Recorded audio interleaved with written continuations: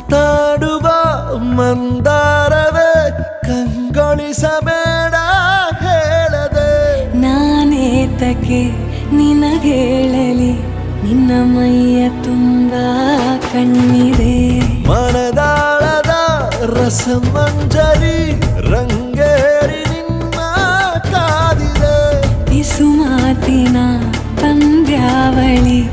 ಆಕಾಶವಾಣಿಯಾಗಿದೆ